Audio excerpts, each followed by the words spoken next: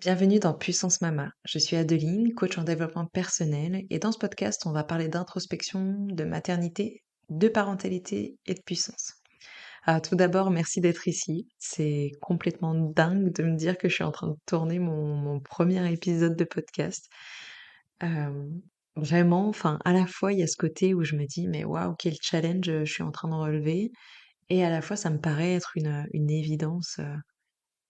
Ouais, carrément quoi, une évidence, car, bah, en tant que grande bavarde que je suis, il fallait que je le fasse quoi. Avant de t'en dire plus, je voulais juste te dire pourquoi je suis là déjà. Pourquoi j'ai eu envie de lancer ce podcast. J'ai souvent, enfin toujours en fait, eu cette sensation de vouloir chercher, enfin de toujours vouloir chercher à comprendre ce qui me traverse. J'ai pour habitude de dire que je préfère traverser la tempête que de la contourner. Parce que j'aime ressentir, j'aime traverser les choses pour justement grandir, hem, évoluer, enfin vraiment je suis dans cette recherche constante de sensations. Et ici, de pouvoir partager mes expériences, mais aussi de comprendre les enjeux chez les autres femmes, de me sentir comprise, mais de pouvoir offrir justement à ces autres femmes le sentiment, de l'être également et d'être entendue. C'est pour moi le plus gros objectif en fait en créant ce podcast. Et aujourd'hui, à mon échelle, j'ai envie d'être, cette voix pour ces femmes. Alors pour parler un petit peu de mon métier, donc mon métier c'est d'accompagner justement les femmes, dans des moments de vie, hyper puissants. J'en ai des frissons rien que d'y penser. Bah, du désir d'enfant jusqu'au postpartum, donc tout ce qui va toucher à la maternité. Mais pas que. J'accompagne aussi, les femmes dans des transitions de vie, bah, importantes, autrement justement que, d'être mère ou d'être parent.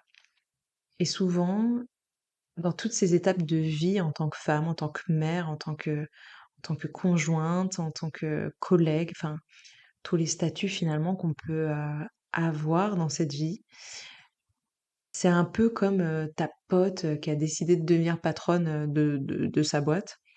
Tant que tu le vis pas toi-même, tu vas trouver ça cool, mais tu vas jamais trouver ça aussi excitant que toi-même que si tu le vivais toi-même, quoi. Du coup, c'est aussi pour ça que j'ai créé cet espace pour celles qui vivent, bah, ces différents passages, un petit peu à part et qui ont besoin d'un autre type, d'accompagnement, en tout cas de soutien que celui qu'on propose, bah, dans les bouquins, quoi. Avant d'être coach, je me suis moi-même demandé ce que ça impliquerait, en fait, de devenir maman et d'être parent. Car déjà, en tant que femme lesbienne, il y a ce truc bah, le parcours, il sera pas le même déjà. Ça demande d'anticiper pas mal de choses. C'est parfois faire le deuil. Alors moi, c'est pas mon cas, mais c'est parfois faire le deuil d'une grossesse naturelle, une grossesse spontanée.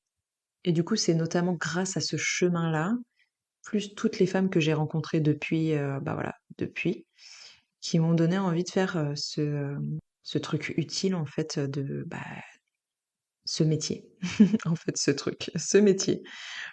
Et concrètement, bah donc mon parcours, il a commencé donc déjà par des études de coiffure que je savais vraiment, enfin, je savais vraiment pas en fait ce que je voulais faire à 16 piges.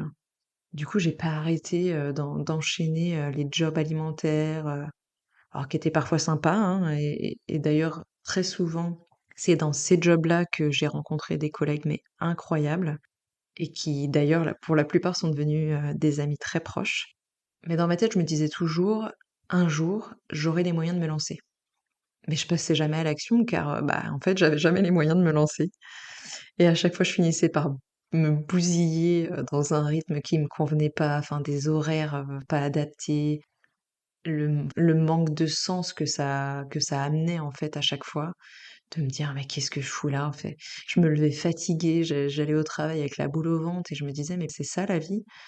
Enfin, non, en fait. Alors du coup, à chaque fois, je finissais par quitter mon job, je recommençais ailleurs. jusqu'à ce que enfin, en fait, c'était une boucle. Je recommençais ailleurs jusqu'à ce que j'en ai de nouveau marre et je peux dire qu'à l'heure d'aujourd'hui, j'ai vraiment bossé dans tous les secteurs possibles. J'ai fait de la vente, j'ai bossé à l'usine. Bon, entre-temps, je suis devenue végé. J'ai appris à travailler en cuisine, en restauration en tant que responsable, agent de soins en EHPAD.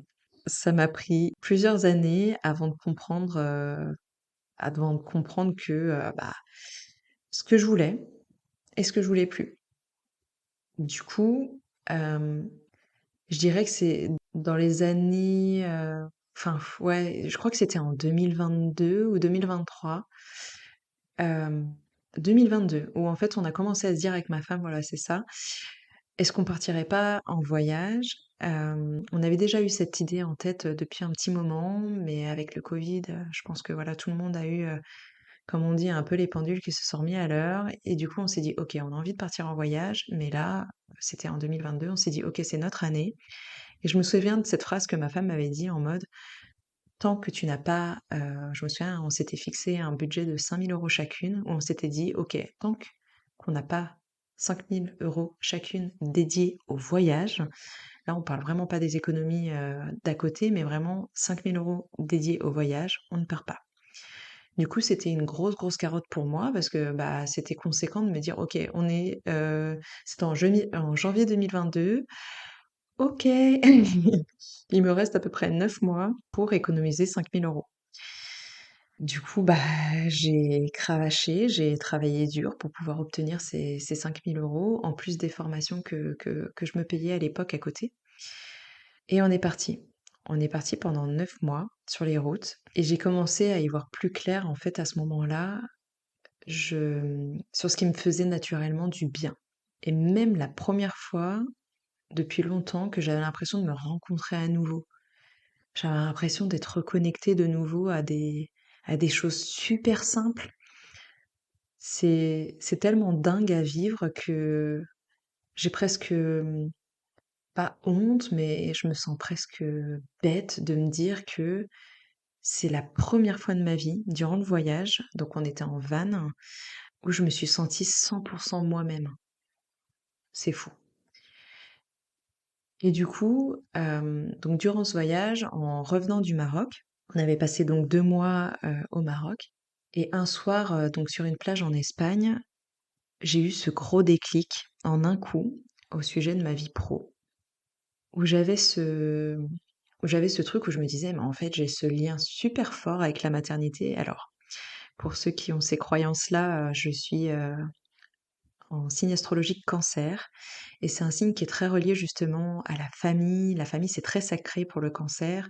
La maternité en fait partie, c'est vraiment le foyer protecteur et maternant. Et là, j'ai vraiment eu ce truc où je me suis dit: «Mais en fait, enfin, à quel moment je me suis pas dit que potentiellement un métier en lien avec la maternité, la parentalité et la sororité ne m'est pas venu en tête, en fait?» Je me suis dit: «Mais enfin».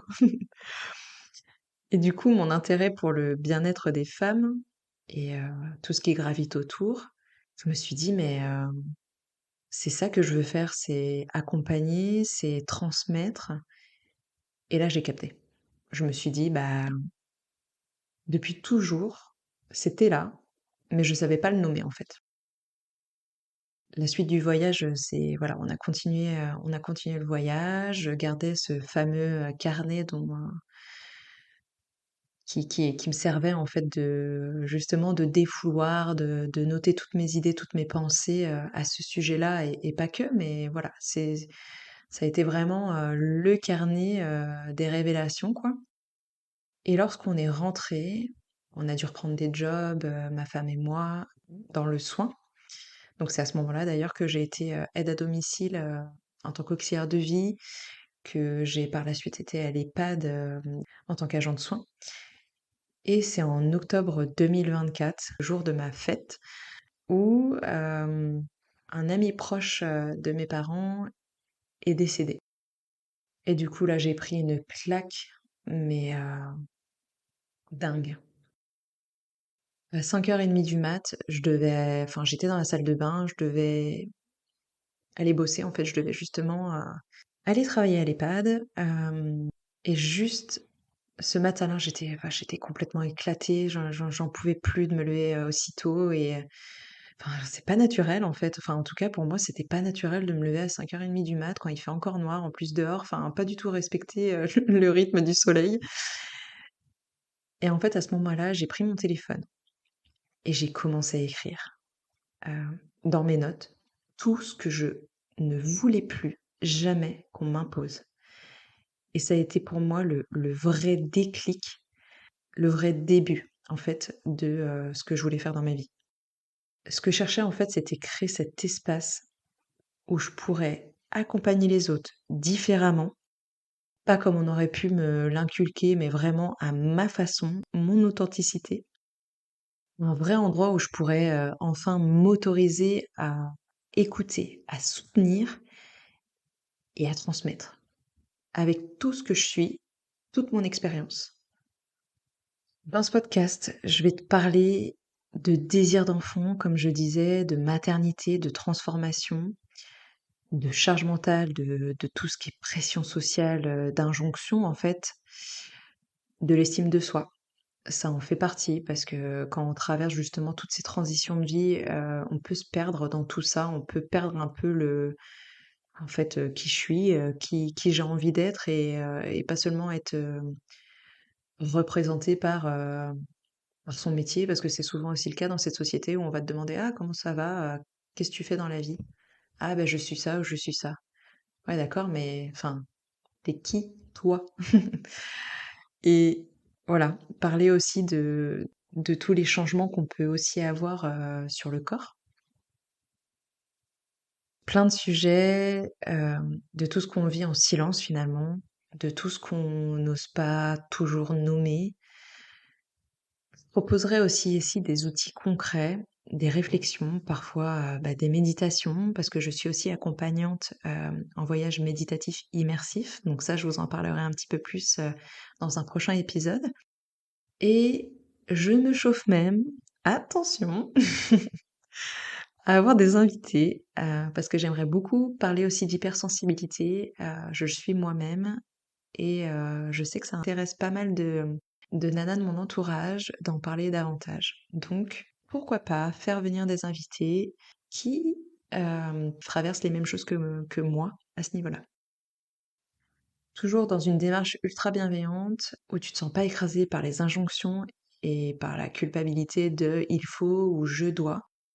Ça, mon Dieu, voilà, on va essayer de se retirer ça de la tête.